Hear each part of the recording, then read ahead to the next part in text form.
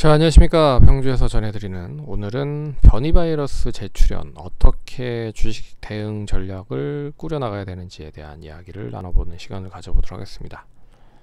문의를 해주신 분들이 좀 많아서 관련돼서 저의 생각과 시장에 대한 앞으로의 전망도 언급을 해드릴 테니까 투자하시는 데 도움 많이 되셨으면 좋겠고요.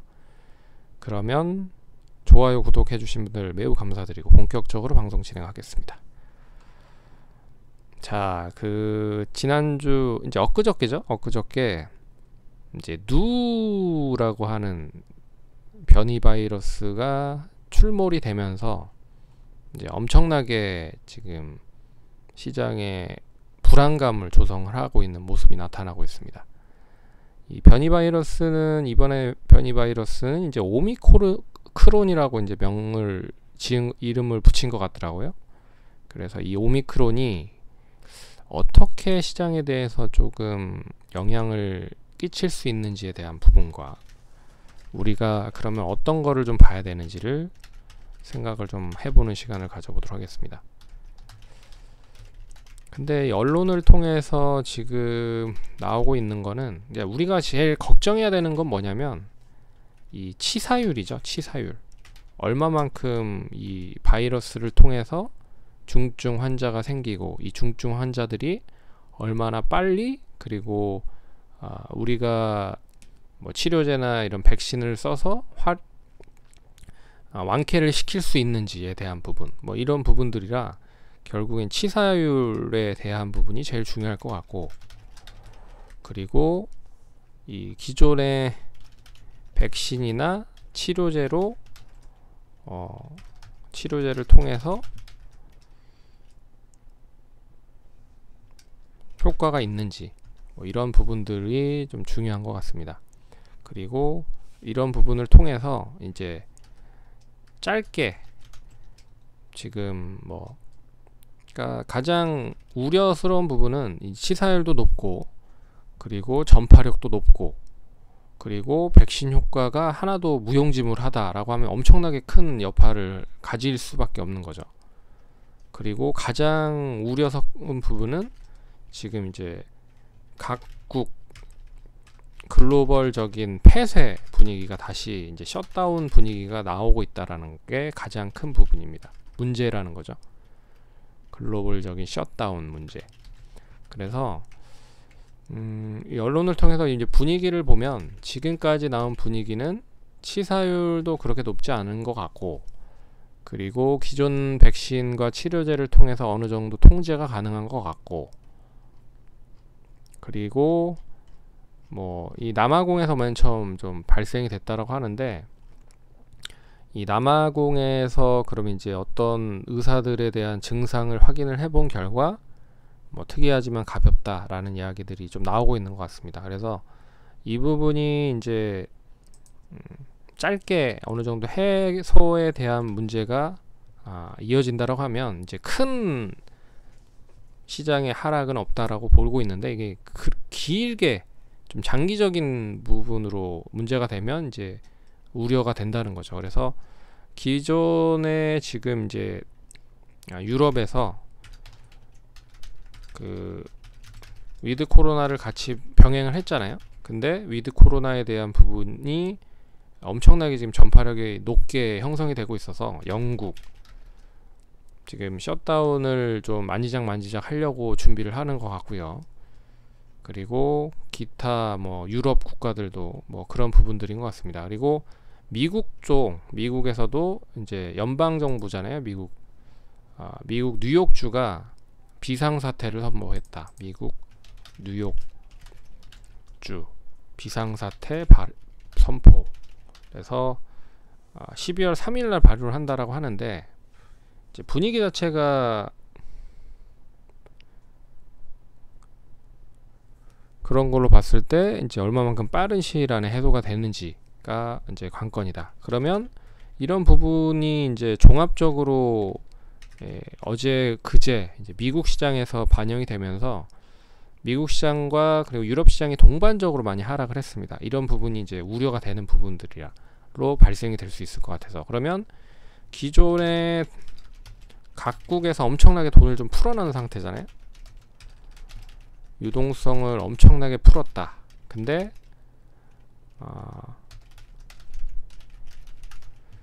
이 부분을 이제 어느 정도 빠른 시일 안에 회복을 좀 생각을 하고 뿌려놓은 거잖아요. 근데 회복이 더디면 결국 이 코로나에 대한 부분으로 경기가 따라오지 못할 수밖에 없어서 결국 이제 물가라든지 뭐 이런 쪽으로 이제 악영향이 이어질 가능성이 높다라는 부분에서 이게 어느 정도 이 변이 바이러스가 짧게 보다는 이제 길게 우려가 나온다라고 하면 문제가 있지만 이걸 어떻게 해서든 이제 짧은 부분으로 끊으려고 많이 노력을 할 거라는 거죠. 그리고 지금 이제 가장 우리가 이 부분을 이제 상황을 완전 뒤집을 수 있는 부분은 이제 치료제인 거잖아요.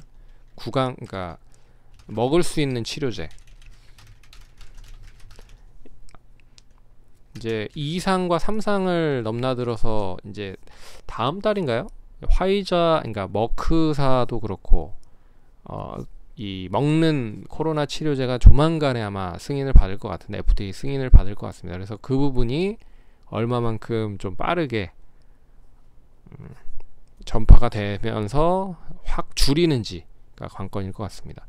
그래서 이런 전반적인 부분으로 보면 뭐 이 부분을 이제 불안감으로 생각을 하시고 투자를 하신 분들은 결국에는 매도를 하실 거고, 뭐 떨어졌을 때 다시 뭐 매수를 기회를 잡으시는 분들은 이제 매수를 하실 거라는 거죠. 그래서 시장 자체를 보시면 전형적인 박스권 흐름입니다. 전형적인 박스권 흐름. 그래서 코스닥을 기준으로 보면 뭐 길게 봤을 때 1050에서 한 950 사이에서 계속 박스권으로 큰 흐름에서 움직이고 있는 모습이다 라고 볼 수 있는 거고, 짧게 봤을 때는 1050에서 1000, 길게 봤을 때는 1050에서 950 정도 사이로 계속 움직였다는 거죠. 그래서 다시 1000 밑으로 떨어지면 이 1000에서 970으로 갈지 아니면 1000에서 950으로 또 갈지, 뭐 그래서 950까지는 또 열어놓고 보셔야 된다라고 생각을 해야 될 것 같습니다. 최근에는 시장 자체가 코스피보다는 코스닥이 더 좋은 흐름으로 좀 전개되고 있는 상황이라 뭐 그런 흐름이 나타날 것 같고요. 그리고 코스피 시장 같은 경우에는 이제 지난번에 저점이 2900이잖아요. 그래서 2900선까지 다시 하락을 했을 때 이 부분을 이제 밑으로 더 하락을 시켜놓고 올라갈지 아니면 여기 부분 정도는 하락을 하니까, 지난번 11월 11일에 저점을 하회를 하지 않고 다시 2903포인트에서 올라오는 흐름들을 보시면 내일 정도면 이 부분을 이제 확 깨고 넘어가서 올라갈지 아니면 다시 확 깨면서 추가적인 하락을 만들지 이제 다시 확인이 돼야 되는 부분입니다. 근데 기술적인 부분은 이제 기술적인 부분으로 생각을 하시면 될 것 같고, 기술적인 거는 고로 이제 단기적인 매매를 많이 하시는 분들이 사용을 하실 수밖에 없는 거잖아요. 눈에 보일 수밖에 없는 거니까. 기존 투자자들도 눈에 보이는 게 다 기술적인, 그러니까 차트에 대한 부분이라 이 기술적이 다 전부가 아니라라는 거를 뭐 생각을 하신다라고 하면 뭐 이제 이 변이 바이러스를 통해서 시장이 밀리면 어떻게 보면 더 저점에서 매수를 하는 흐름들도 있을 거고, 아니면 그냥 지금 시점이 손절할 타이밍이다 라고 생각을 하시는 분들이 있을 겁니다. 여하튼 작년의 흐름을 보면 코로나가 쉽게 끝나지 않을 거다라고 생각을 했지만 시장 자체가 전반적으로 더 많이 상승을 하면서 엄청나게 많이 올랐죠. 그래서 1400에서 결국엔 3260까지 올랐으니까 엄청나게 많이 오른 거죠. 그리고 나서 이제 코로나가 좀 잠잠해질 줄 알았으나 잠잠해지지 않고 계속 이제 변이 바이러스가 나오고 뭐 여러 가지 바이러스들이 이제 변종 바이러스들이 나오다 보니까 시장에 돈이 많이 풀려 있는 상태인데 뭐 기업들도 실적들이 좀 완전하게 팡 터서 좋으면 상관이 없지만 이제 어느 정도 정점을 찍었다라는 거죠. 그러면 이제 실적보다는 테마적인 흐름 그리고 성장성적인 부분을 이제 엮어서 움직이는 경우의 흐름들이 더 많아지고 있는 시장입니다. 그래서 지금 흐름은 이제 시장이 뭐 여기에서 뭐 다이나믹하게 상승을 해서 팡 이렇게 고점을 갱신하면 더 좋겠지만, 이 코로나 치료제나 어떠한 이 변수를 확실하게 누를 수 있는 어떠한 이유가 나오지 않기 위해서는 계속적으로 박스권으로 갇힐 가능성이 높다라고 보고 있습니다, 저는. 그리고 혹시라도 이제 그런 부분들이 단도리를 칠 수 있는 무언가가 나오면 이제 시장 자체는 같이 따라갈 가능성이 높고, 그러면 이제 역사적인 신고가를 한 번 정도 만들고 상승 추이를 만들 가능성이 높은 부분이라는 거죠. 근데 결론적으로 이 유동성적인 부분은 결국 돈을 많이 풀어놨기 때문에 그 돈에 대한 부분이 역효과가 나올 수밖에 없는 부분입니다. 그건 뭐 이미 다 생각을 하시고 투자를 하셨을 거라고 생각을 하고 있어서 굳이 뭐 이야기를 해드리진 않았습니다. 어찌됐든 그런 것도 다 염두를 해놓고 매수를 하시면 좋을 것 같다, 매매를 하셨으면 좋을 것 같다. 그러면 이제 걱정을 하시는 게 그런 걸 거예요. 내가 이제 보유를 하고 있는 종목들이 있는데, 내가 보유를 하고 있는 종목이 있다. 종목들이 있을 거 아니에요. 지금 종목, 그러니까 계좌, 포트폴리오에 계좌에 있는 포트폴리오죠. 계좌에 있는 포트폴리오, 이제 종목들 어떻게 대응을 할지를 좀 언급을 해드릴게요. 제가 뭐 누누이 계속 얘기를 해드리고 있지만, 뭐 이 기업을 단기적으로 보고 매수를 한 건지, 그러니까 매수를 한다라고 했을 때 기업 매수의 목적을 한번 잘 생각을 해보시기 바라겠습니다. 이게 단기인 건지 아니면 중기인 건지 아니면 장기인 건지, 이렇게 딱 생각을 해놓고 투자를 하신다라고 하면 이제 명확해진다라고 생각하실 수가 있을 것 같아요. 왜 그러냐면 단기로 매수를 했다라고 하면 지금 같은 시점에서는 이제 보수적으로 대응을 하셔야 될 필요인 거잖아요. 그러니까 뭐 매도를 손절을 어느 정도 생각을 하시고 매수를 하셨을 거고, 그렇지 않고 중기적으로 장기적으로 매수를 했다라고 하시면 지금 시점에서 더 빠지네? 그럼 더 사는 거죠. 그래서 단가를 확실하게 낮출 수 있는데, 근데 대부분의 투자자들이 물려 있다는 게 문제인 거죠. 종목들이 물려 있다. 그럼 이걸 이제 어떻게 헤쳐나가고 해결을 해야 되는지가 중요한 거잖아요. 그래서 어느 정도 마지노선을 정해 놓습니다. 마지노선을 정해 놓고 그 마지노선이 이탈이 된다 그러면 못해도 3분의 1, 30% 정도나 뭐 50% 정도는 매도를 해 놓고,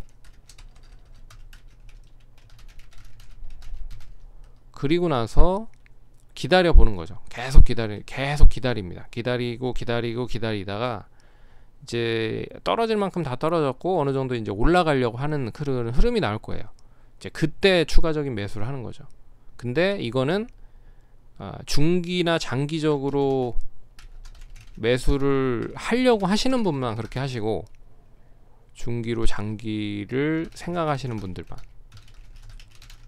그렇지 않은 분들은 이제 과감히 그냥 뭐 매도를 해야 된다라는 것도 제가 봤을 때는 필요하다라고 볼 수가 있는 거죠. 왜 그러냐면 이거를 잘라내지 못하고 가만히 있다라고 하면, 예전 같은 경우에 작년 같은 경우에만 해도 시장이 올라가기 때문에 그대로 가만히 냅두면 그냥 올라와요, 종목들이. 근데 뭐 삼성전자도 보시고 SK하이닉스도 보시면 아시겠지만, 이게 시장 자체가 돈이 단기적으로는 비트코인으로 빠지고 장기적으로는 뭐 나스닥이나 미국 시장에 빠져버리고, 그러니까 돈 자체가 우리나라 시장에 존재하지 못하고 있는 상황이잖아요.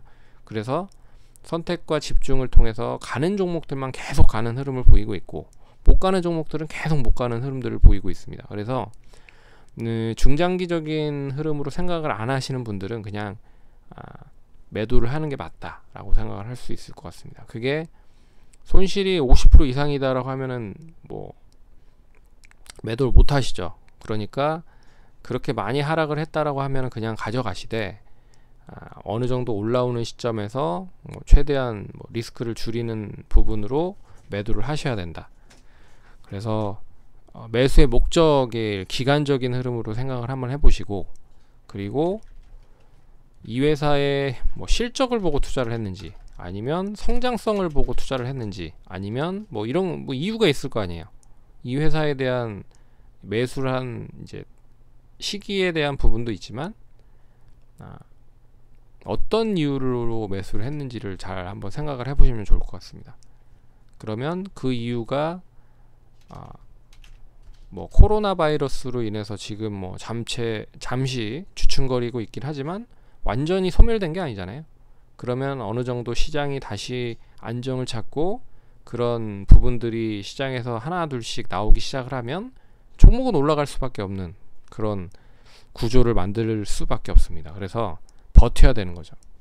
버티기를 이제 개인 투자들이 힘들어 하니까 그걸 이제 어떻게 버티는지에 대한 부분을 이야기를 해드리려고 한 거고, 그래서 이런 이유가 내가 봤을 때는 실적도 좋을 것 같고 성장성도 계속 좋을 것 같다. 그러면 그냥 이제 어차피 다른 투자자들도 다 마이너스고 최근에 수익이 그렇게 단기적으로 대응하지 않으면 좋지는 않을 겁니다. 그러면 아예 그냥 좀 길게 보고 투자를 한다라고 생각을 하는 거죠. 그러면 상여금이 나와도 추가 매수를 하고 월급을 받아도 적금 같은 거 넣는 금액이 있으시잖아요. 그러면 한 절반 정도로 줄여서 차라리 내가 이제 중장기적으로 성장성이 있고 실적이 뒷받침이 되는 종목에 계속 투자를 하는 거죠. 그런 식으로 이제 이제 장기적인 플랜으로 대응을 하시면 그렇게 어렵지는 않다. 거기에 이런 이제 실적이 뒷받침이 되고 성장성이 뒷받침이 되는 애들은 언젠가는 이거를 이제 빛을 보게 마련이거든요. 그래서 최근에 게임주들과 NFT 관련된 종목들이 엄청나게 많이 갔으니까 이런 종목들이 결국에는 실적이 뒷받침이 돼서 올라가는 게 아니잖아요. 그래서 그런 걸로 좀 버티셔야 된다 라고 생각을 할 수가 있을 것 같습니다. 그리고 단기적으로 매매를 해서 10만원, 20만원, 30만원, 많게는 좀 하시는 분들은 100만원, 200만원 이렇게 버시는 분도 있지만, 그렇게 벌어봤자 크게 이렇게 어차피 크게 이렇게 매매를 해서 수익이 많이 나야지 그게 한 번에 확 이렇게 눈덩이처럼 불어난 그런 계좌가 튼튼해지고 그런 흐름들을 보이는 거지, 짜잘짜잘 해봤자 별로 그렇게 감흥이 그때 당시는 좋죠. 근데 저도 많이 해본 결과 10억 내외, 20억 내외 이런 식으로 단기적인 매매를 하지 않는 이상은 굳이 그냥 그래서 버티시고, 그리고 지금 시장에서는 살아남으셔야 된다라는 거를 계속적으로 말씀을 해드리도록 하겠습니다. 그래서 시장은 어렵지만 분명하게 버티시라는 거 이야기를 좀 해드리도록 하겠고, 제가 봤을 때는 그렇습니다. 어차피 지금 시장, 우리 시장이 좋았던 적이 별로 없어요. 작년이 엄청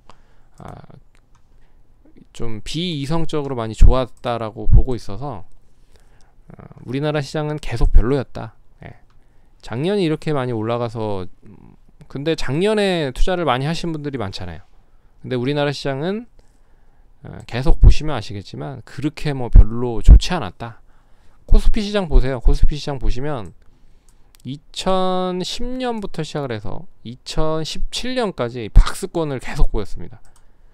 그러니까 최근 흐름이 한 7, 8년 정도 계속 이어졌었던 흐름이라고 생각을 하시면 돼요. 얼마나 지루하겠습니까? 이렇게 미국 시장은 빵빵 날아가는데 우리나라 시장은 계속 그 자리잖아요. 그래서 그렇게 크게 제가 봤을 때는 그나마 이제 코스닥 시장이 강한 흐름을 보였지만 코스닥 시장도 그랬습니다. 계속 2009년, 10년 보시면 한 7, 8년 동안 계속 박스권으로 갇혀 있었던 흐름들인 거죠.